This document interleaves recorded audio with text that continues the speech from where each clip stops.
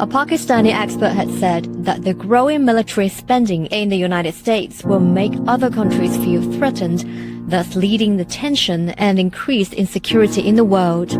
When one country spends so much in its military expenses, it makes all the other countries unsafe because the balance of power tilts in one country's favor. Other countries feel threatened, or the perception of a threat, like a hanging cloud. I have some phobia that they can come anytime. 39% of the world military spending by one country cannot make this world safe. Has not made that. America did not become the biggest military spender this year. It has always historically remained so. Has this world become a safer place? No.